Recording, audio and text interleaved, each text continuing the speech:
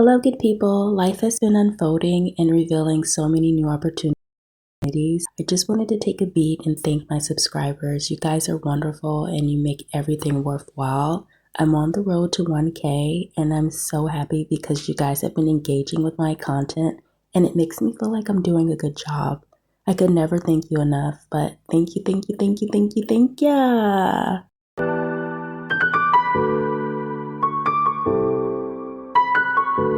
Born Meghan Rachel Markle in Los Angeles on August the 4th, 1981, to her African-American mother and white father. Los Angeles was a hotbed of racial tension that Meghan witnessed growing up, and it's there that she learned the racial identity was important and that she had better choose the side that would give her the best opportunities in life. Let's take a look at Meghan's journey from leaving Toronto to returning home to Los Angeles and her business endeavors since leaving the United Kingdom. Very shortly after Meghan and Harry's first public spotting together in 2017 at the Invictus Games in Toronto, there was a transfer of energy from excitement and interest as to who Meghan Markle was, which turned into "we don't like her" to annoyance and suspicion. What happened, and why has the energy towards her changed so drastically? On January 8, 2020, Harry and Meghan announced on Instagram their decision to step back as senior members of the British royal family, split their time between United Kingdom and North America, become financially independent, and only represent the monarch on a reduced basis. This was promptly known as Megxit. Calling on her Hollywood friends, Meghan was able to secure housing. Movie producer Tyler Perry built and furnished Harry and Meghan's Montecito home, located in Southern California. The property includes a 7.4-acre estate designed to be both luxurious and family-friendly, only a stone's throw away from Oprah Winfrey's home. Serena Williams, Priyanka Chopra, and Abigail Spencer are Meghan's best gal pals. On June 2022, a very pregnant Meghan along with Harry sat down for the infamous Come Clean, Speak the Truth Oprah interview. During this interview, we learned that another close member of the royal family brought up whether or not Meghan's child was going to be dark-skinned. Meghan cleared up the rumor that she made Kate Middleton cry during her wedding, and whether or not the Queen was blindsided by their departure from royal family and their relocation to California. Meghan said that she was suicidal and was attacked relentlessly in the British press. Not only did she not make Kate cry, but Meghan was the one that cried during the minor altercation over Princess Charlotte's dress. The Queen gave her blessing for the couple's departure from royal duties. And as it turned out, Prince William was adverse to Archie's skin color. On August the 23rd, 2022, Meghan launched Archetypes, a record-breaking podcast exploring the labels that hold women back. Archetypes debuted at number 1 in the US, UK, and Australia, Ireland, and New Zealand, and topped the charts as number 1 podcast in 47 countries. Some of our guests on the podcast were Mariah Carey, Serena Williams, Issa Rae, where Meghan discussed a full range of topics centered on today's challenges faced by women in the workplace, at home, as mothers, and in society as women of biracial lineage. However, it was not able to meet expectations as far as ratings, and its last episode was November 29, 2022.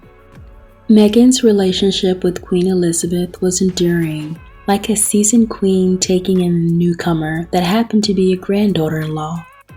It was patient and kind, so you can imagine that on the day, September 8, 2022, of Queen Elizabeth's funeral, Meghan was visibly moved and beside herself as she walked behind the Queen's coffin. Meghan was once again ridiculed and judged relentlessly, from how she was timidly exiting the car and how she was frightened of Kate Middleton, to how she wore her funeral attire, to the amount of time she wiped tears from her cheeks. It should be noted that there were not arranged flights for Prince Harry and Meghan to go to London for the Queen's funeral.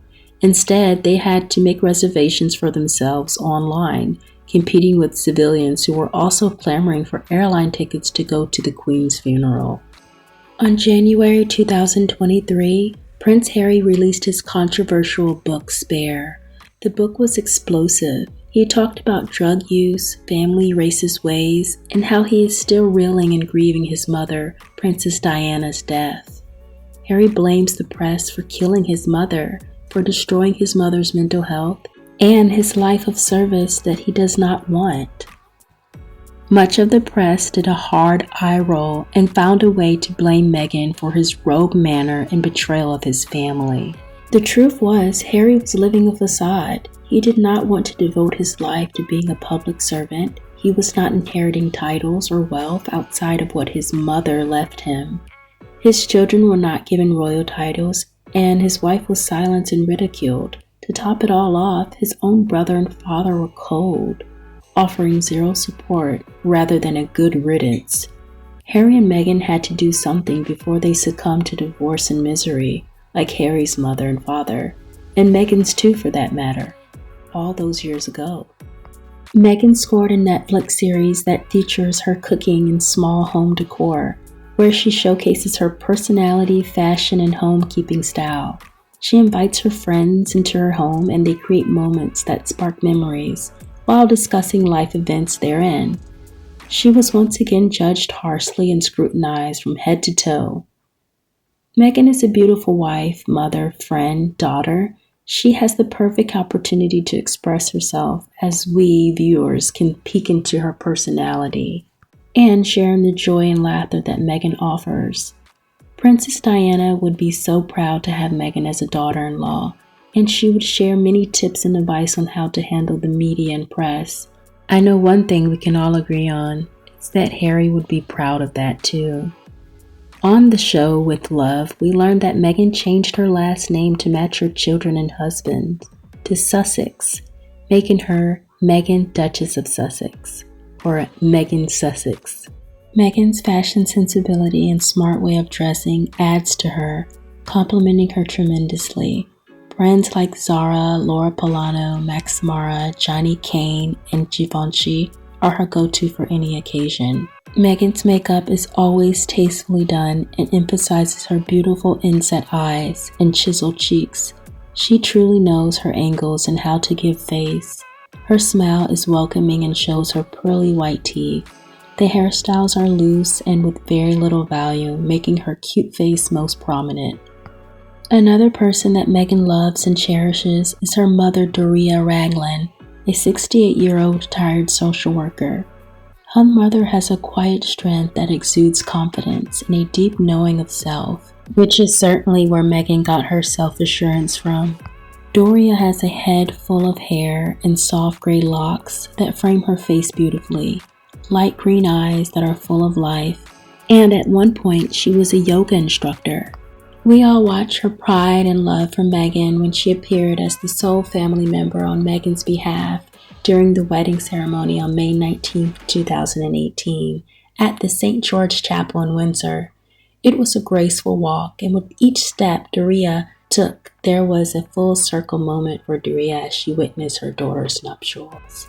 Meghan shared a story from her childhood where she faced racism with her mother, Doria Raglan. While driving in the car, little Meghan was in the back seat. A white female cut her mother off in traffic and called her the N-word. It was a memorable moment where Meghan watched her mother freeze, then proceed on in silence. They never talked about it, and it stayed with Meghan. Meghan has learned all her life to say the right things and what the right answers were to get approval and to please those around her. It's made her popular as a child. It won her amazing job positions and put her in the most favorable positions as a young woman. So why has the trusted formula stopped working? Now as a duchess? Is it her biracial appearance? Is it her two perfect answers? Meghan has cultivated the life she desires, and her tunnel vision should be studied. Not bad for a girl from LA. All hail Meghan, Duchess of Sussex. Her biracial heritage is a disadvantage according to a certain group of individuals, but actually it proves that she is better at the game with less advantage. As a child, Hollywood and the spotlight was never too far away from Meghan. Oftentimes, Meghan would hang out after school on set of Love and Marriage, a raunchy 90s sitcom where her father worked as part of the crew. she was able to witness some of the dark, scathy sides of Hollywood. Meghan immediately noticed the difference in perception when she walked down the street with her white father, and she loved how she felt. The level of ease and comfortability she felt in going to stores and asking questions. She was just a girl with her dad. Stark contrast compared to when she's walking with her mother. It was a natural progression for Meghan to marry Prince Harry. She's attracted to and feels amazingly beautiful and comfortable with white men. Meghan has every woman's dream of being married to a prince and being wealthy and having a lifestyle that's enviable. And people just can't take it because she's not the right color, I guess. Is Meghan manipulative? Of course. Calculated? Beyond belief. Absolutely. The same as you and your conniving cousin.